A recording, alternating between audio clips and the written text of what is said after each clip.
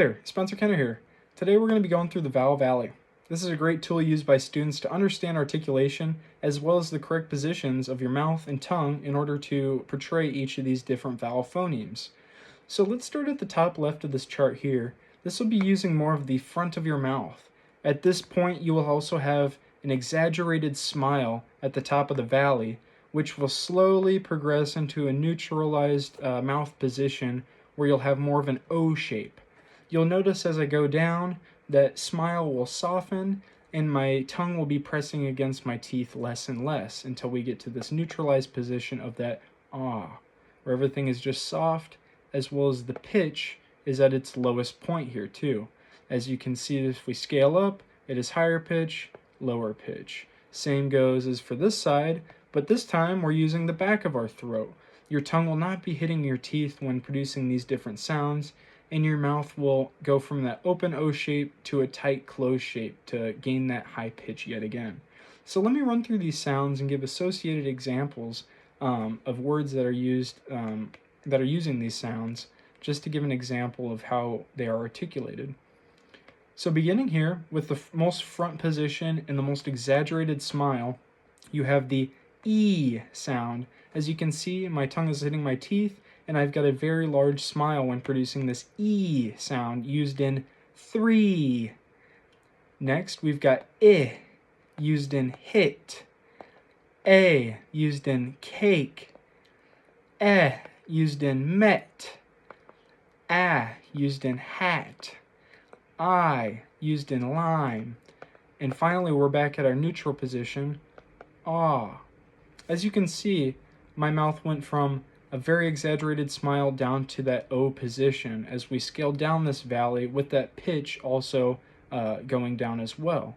So now we're going to use more of the back of our throat and keeping that tongue from pressing against our teeth to produce these next sounds, where we've got the for but, ah as in saw, O as in poke, as in book, oo as in moon, and then finally at the highest point on the backside of the valley, we've got the U sound, which as you can see I've got that tight O shape producing the U sound, and I'm using all the back of my throat. The tongue does not touch the teeth at all like it does for E, E, E, 3.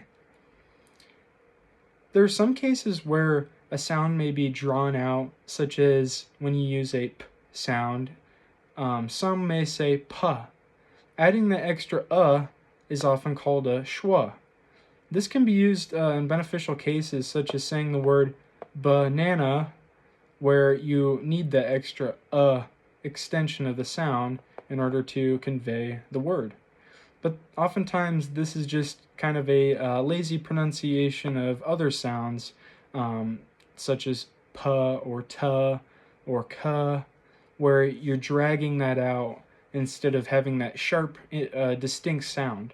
It just becomes too indistinct and kind of meshes and blends things together, kind of confusing some. We've also got some R-controlled sound as well, where you're taking a vowel and placing an R next to it, and it'll kind of drag that sound out instead of having a sharp R, where and oftentimes with words where there's a vowel, another letter, and then the R, it'll be very sharp, but with the same R sound. But here we've got cases such as or, and R. Those can all be extended out as long as you want to draw them out. Or, R, so such as bark, fork, or bird. And then finally we've got the diphthongs.